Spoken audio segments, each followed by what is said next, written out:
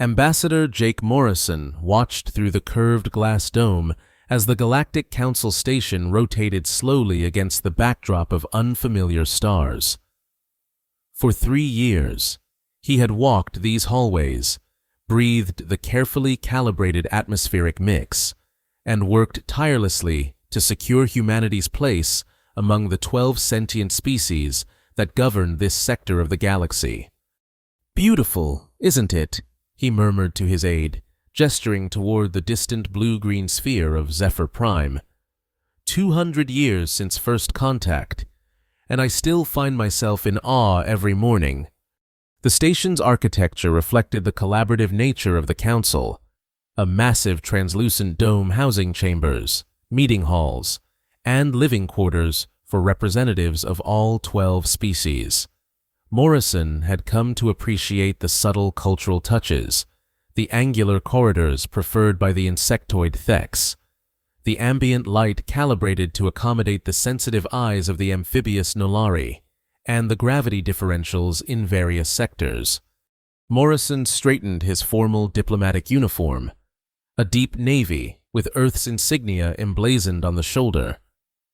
Today marked the beginning of trade negotiations for access to the rare mineral deposits on Saturn's outer moons, a delicate discussion that had taken months of preparation. "Ambassador, your morning briefing," his aide said, handing him a thin tablet. "The President sends her regards and reminds you that these negotiations are critical for our terraforming projects on Mars." Morrison nodded, scanning the document. "Peace through mutual respect and benefit," he said, reciting the motto that had guided Earth's diplomatic corps since they'd gained their seat on the Council 70 years prior. "That's how we've come this far, and that's how we'll continue." The soft chime of his communication device interrupted his thoughts. The message was simple but alarming. "Emergency Council session. Immediate attendance required." Morrison frowned. "That's odd. There's nothing scheduled." He turned to his aide. "Contact Earth. Inform President Carter that something's happening. I'll report back after the session." The council chamber was already filled when Morrison arrived, the representatives of all 12 species seated in their designated positions around the massive circular table. The air felt charged with tension. Holographic displays floated above the center of the table, but they remained darkened, their contents hidden. Vexathara, the serpentine diplomat from Nexus 7 and current council chair, acknowledged Morrison with a cold gaze from compound eyes. "The human representative has arrived. We may begin." "Begin what, exactly?" Morrison asked, taking his seat. "I wasn't aware of any emergency requiring a full council assembly." "You were not meant to be," said Morak, the chitinous representative of the Thex Collective. His mandibles clicked with what Morrison had learned to recognize as agitation. "What you are about to witness requires spontaneity." The holographic displays flared to life, revealing images that made Morrison's blood run cold. Earthships, dozens of them, positioned in attack formations around various council worlds, weapons signatures clearly visible, troop carriers descending to planetary surfaces. "This cannot be real," Morrison said, rising from his seat. "Earth has no such fleet. These images are fabricated." "Our intelligence sources confirm their authenticity," Vexathara said, her voice carrying the ceremonial tone used for formal council declarations. "These images were captured within the last 72 hours. Earth has been building a secret war fleet while speaking of peace." "This is absurd," Morrison protested. "Let me contact Earth immediately. There must be an explanation." "Communications to your world have been suspended," said the Keldari representative, a being of shifting crystalline structures. "The evidence before us is conclusive. Earth has violated the primary covenant of the Galactic Council." Morrison looked around the table, seeing nothing but hostile or accusatory gazes from species he had spent years building relationships with. I demand the right to investigate these claims.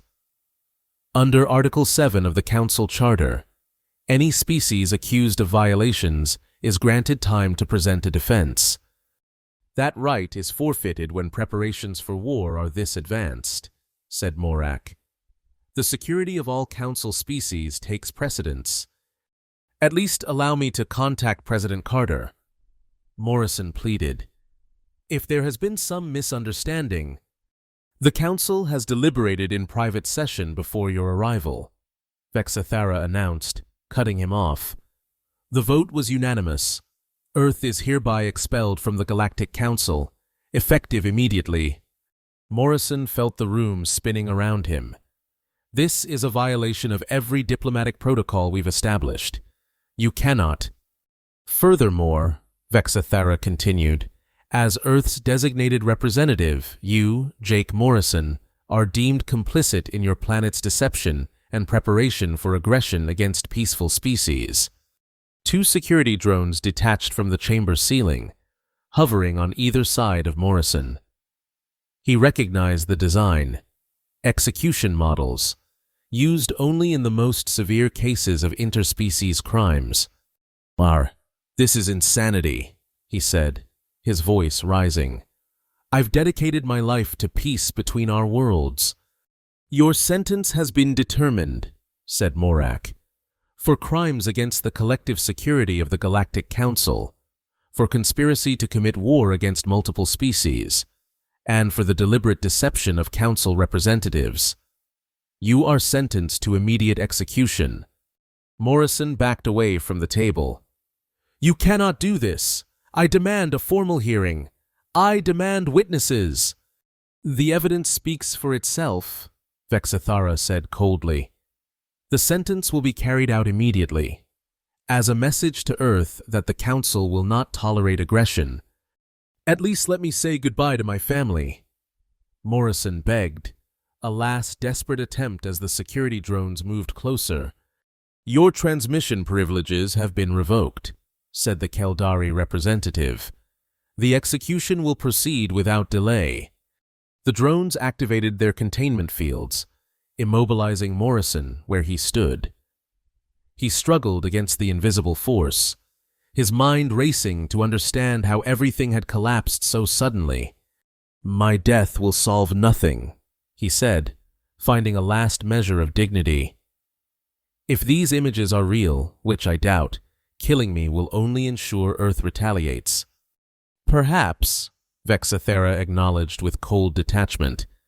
But the Council has determined that the risk of allowing you to continue as a potential spy outweighs any diplomatic considerations. The execution drone extended a slender appendage. Morrison closed his eyes. His last thoughts of Earth and the peace he had truly believed in. When the news reached Earth 12 hours later, President Lisa Carter sat in stunned silence as her advisors played the recording that had been broadcast across all Council communication channels. The execution of Ambassador Jake Morrison had been transmitted as a warning, a public demonstration of the Council's stance on what they claimed was Earth's secret war preparations. These images are fabricated, said General Williams, pointing to the holographic displays of supposed Earth warships. We have no such fleet. Our entire space-based military consists of 36 patrol vessels and a handful of orbital platforms. President Carter stared at the frozen image of Morrison's final moments. They didn't even give him a chance to defend himself. No trial, no investigation. Her voice was quiet but trembling with rage.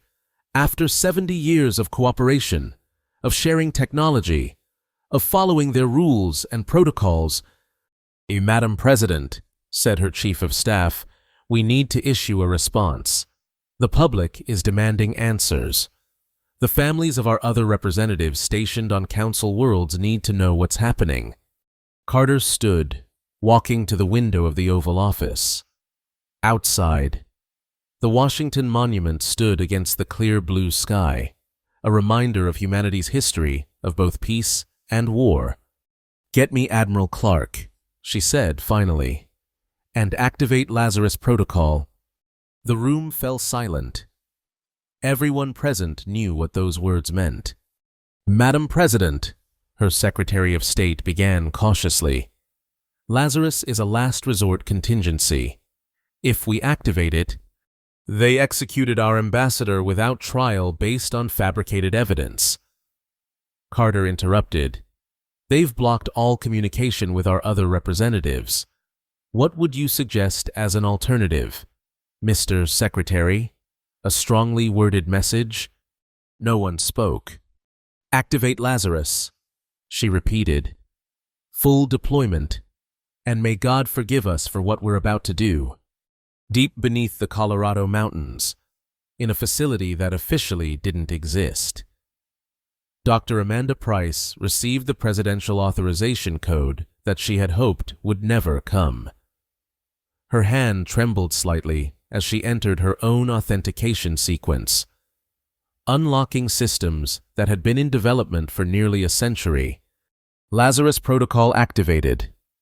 The facility's AI announced, "All systems online, awaiting deployment parameters." Price turned to her team, scientists and military personnel who had devoted their careers to a project they prayed would never be used. "It's happening," she said simply. "Full deployment." One of her colleagues, a quantum physicist who had helped develop the matter displacement technology that made their weapons possible, sat down heavily. "They really did it? They attacked us?" "They executed Ambassador Morrison," Price replied, "based on falsified evidence of an Earth attack fleet." "But we do have a fleet," said Colonel Martinez, the military liaison to the Lazarus Project. "Just not the one they think they found." Price nodded grimly. Hiding in plain sight was always the strategy. Merchant vessels, science stations, mining platforms, all convertible to military use in under 12 hours. She walked to the main control room where dozens of technicians were already bringing systems online. On the massive display screen, green indicators showed assets across the solar system awakening from dormancy. "Initiate Phase 1, she ordered. "All sleeper agents activate. All covert vessels transition to combat status. Defense grid to maximum alert." Across the solar system, outwardly innocuous Earth vessels and installations began subtle transformations. Cargo ships ejected concealed panels, revealing weapon arrays. Science platforms extended previously hidden sensor suites. Mining vessels detached their commercial equipment, replacing them with military-grade systems that had been disguised as standard industrial components. On Mars, Luna, and the moons of Jupiter and Saturn, underground facilities that had been disguised as research stations or mining operations began launching small, stealthy craft. Each carried specialized troops or autonomous combat systems, all aimed at Council worlds or installations. In Earth orbit, civilian satellites reconfigured their communications arrays, creating a military network independent of the Council's monitoring systems. Within 6 hours, Earth had revealed a military capacity that had been hiding in plain sight for decades, not the fabricated fleet the Council had presented as evidence, but something far more distributed, adaptable, and lethal. President Carter addressed the United Nations Security Council in a closed session. The room was sealed against any possible surveillance, a precaution that would have seemed paranoid just a day earlier. "The Galactic Council has committed an act of war against Earth," she said, her voice steady despite her inner turmoil. "They have executed our chief diplomat without trial, based on falsified evidence. They have cut communications with all our representatives on Council worlds. We must assume those representatives are either dead or imprisoned." She paused, looking at the faces of Earth's most powerful leaders. "I have activated the Lazarus Protocol. As we speak, our hidden defense forces are mobilizing. but I need your unanimous support for what comes next." The Security Council members exchanged glances. They all knew what Lazarus entailed. It had been briefed to each incoming administration as the ultimate contingency plan, a response to existential threats against humanity. "The protocol calls for complete neutralization of hostile forces," said the Russian president. "Are we certain this is warranted? Could there be some misunderstanding?" Carter played the execution footage again. "They murdered Jake Morrison in cold blood, a man who dedicated his life to peace, a man who believed in cooperation between species. They didn't even allow him to contact us. If we do this," said the Chinese premier, "there is no going back. We will be committing to the extinction of multiple sentient species." "Yeah, they struck first," Carter replied simply, "and they will not stop with Morrison. The evidence they presented was manufactured specifically to justify aggression against Earth. If we hesitate, we die." The vote, when it came, was unanimous. Captain Ben Rogers stood on the bridge of the Vengeance, a vessel that until 12 hours ago had appeared on all registries as the commercial mining ship Prosperity. Now, its true nature revealed.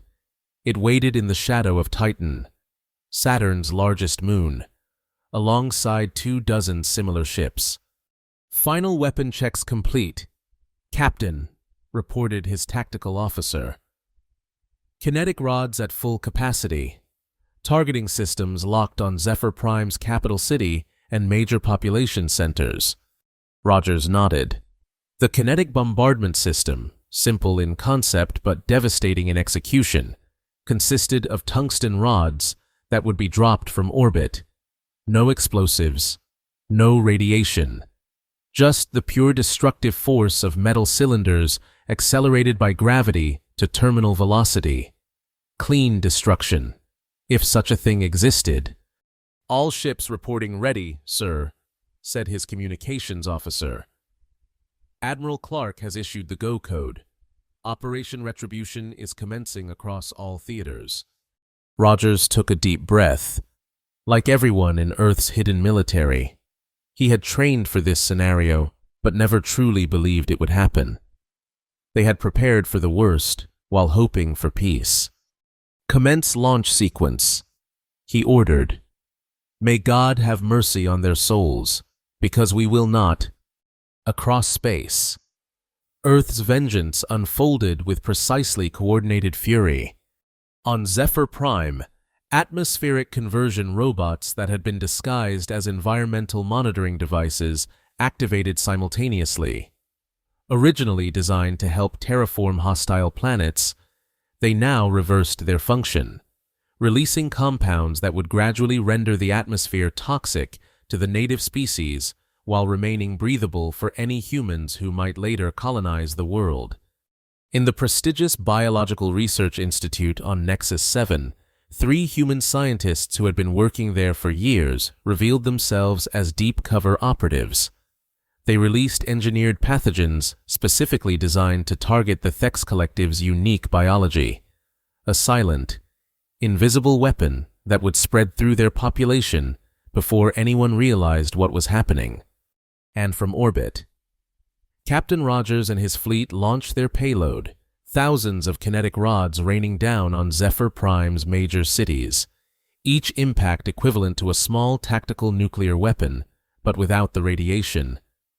The devastation was immediate and catastrophic. Similar scenarios played out across Council space. Earth had spent decades placing agents, weapons, and contingency plans throughout the territories of all Council species. What appeared to be an immediate response was, in reality, the culmination of nearly a century of preparation, just in case the peaceful coexistence that humanity publicly championed should ever fail. In the Galactic Council station, the representatives who had so confidently condemned Morrison watched in horror as reports flooded in from their homeworlds. Many tried to flee, only to discover that human operatives had disabled most of the station's escape vessels. Vexathara, who had presided over Morrison's execution, found herself cornered in her private chambers by a human maintenance worker she had passed in the corridors 100 times without a second glance. "Why?" she asked, her compound eyes reflecting the human's cold expression. "This response is disproportionate. You executed our ambassador." The operative replied simply, "Did you think we would send a strongly worded message? File a complaint with a council that had already judged us? The evidence was fabricated. We both know it. The question is, who created it? And why did you accept it so readily?" The operative raised a small device. "But I suppose those answers don't matter anymore. When the atmospheric systems in Vexathara's quarters registered her death, the news was just one more data point in the cascade of disasters overwhelming the Council's communication networks. For 2 years, Earth forces systematically swept through Council space. Any attempt at surrender was rebuffed. Any plea for negotiation was met with silence. The scattered Council fleets, never designed for full-scale war, were outmatched by Earth vessels that had been purpose-built for combat while masquerading as civilian ships. President Carter, who had once been known as a measured and diplomatic leader, now presided over what historians would later call the Great Purge. She appeared older, her face lined with the weight of her decisions, but her resolve never wavered. They chose this path, she told her war cabinet during the second year of the campaign. They executed Jake without trial. They planned to attack us based on fabricated evidence. The only way to ensure humanity's survival is to remove the threat entirely. No one at the table disagreed. The initial shock of their response had faded, replaced by grim determination. Earth forces had established forward operating bases on former Council worlds, systematically eliminating the indigenous populations and preparing the planets for eventual human colonization. The first of these bases, officially named Morrison Station, became the headquarters for Earth's continued military operations, built on the ruins of the Galactic Council's former capital on Zephyr Prime. It stood as both a memorial and a warning. 5 years after Ambassador Morrison's execution, Earth controlled nearly half the galaxy formerly under Council jurisdiction. The few surviving members of Council species existed in isolated pockets, constantly hunted by Earth patrols. In schools across Earth and its colonies, children learned about the Morrison incident and how it had transformed humanity's place in the galaxy.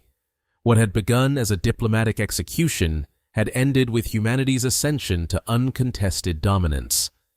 On the 10th anniversary of what was now called Awakening Day, President Carter, now in her final term, dedicated a monument in the newly constructed Hall of Reckoning on Morrison Station. A towering statue of Jake Morrison stood at its center, his expression not one of peace, but of solemn warning. The plaque at its base read, "Peace is not an inherent state. It is a choice. When that choice was taken from us, we remembered our true strength. Never again will humanity's extended hand be met with treachery." Carter stood before the assembled military and colonial leaders. Her hair now completely white, her shoulders slightly stooped, but her gaze as intense as ever. 10 years ago, I gave the order that changed the course of human history.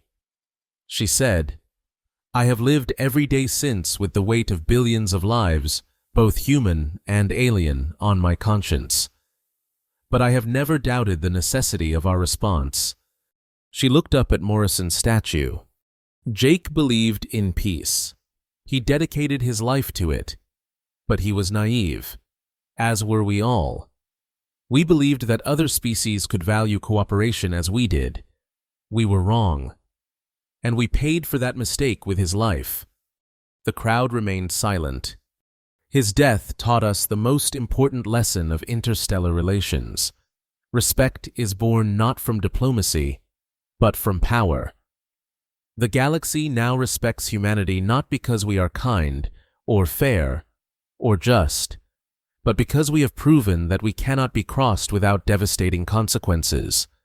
After the ceremony, Admiral Susan Clark, who had commanded the initial retaliatory strikes and now served as Earth's highest military authority, walked with Carter through the memorial gardens that surrounded the Hall of Reckoning.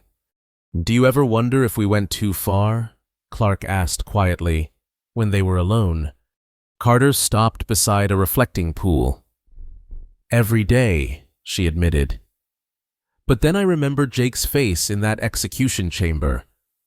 I remember how quickly the Council moved to condemn us based on obviously falsified evidence. Someone wanted a war between humanity and the Council. We'll probably never know who or why. And we gave them exactly what they wanted," said Clark. "No," Carter corrected her. "They wanted a war. We gave them extinction. And in doing so, we ensured it would never happen again." She gazed at her reflection in the water, seeing not the distinguished stateswoman who had led humanity to galactic dominance, but the exhausted, heartsick woman who carried the burden of genocide. "History will judge us, Susan, but it will judge us as the victors, because we left no one else to write the story." In the decades that followed, humanity spread across the stars with unprecedented speed. The planets once inhabited by Council species were terraformed to suit human needs, their original inhabitants relegated to historical footnotes. The Morrison Doctrine became the cornerstone of human interstellar policy, immediate and overwhelming force in response to any threat, real or perceived. The execution of a single diplomat had triggered the extinction of 12 species and the rise of humanity as the galaxy's uncontested power. On Earth, in the Diplomatic Corps headquarters in Geneva, a small memorial to Jake Morrison stood in a quiet garden. Unlike the triumphant statue on Morrison Station, this one showed him as he had been in life, thoughtful, optimistic, extending a hand in friendship. The inscription read simply, "He believed in peace. We honor him through strength." Visitors to the memorial often noticed an elderly woman who came each year on the anniversary of Morrison's death. She would place a single white rose at the base of the statue and sit quietly on a nearby bench. Few recognized her as the former President Carter, the woman who had given the order that changed the course of galactic history. Fewer still knew that she came not to honor Morrison's memory, but to ask forgiveness for how his legacy had been used. In the end, the true tragedy was not just Morrison's death or even the extinction that followed. It was that the peace he had dedicated his life to had been replaced by a terrible silence, the silence of empty worlds waiting for humanity to claim them, and the deeper silence of civilizations erased from the universe. Earth had won. Earth had survived. But in its victory, something essential had been lost, the very capacity for trust and cooperation that Morrison had embodied.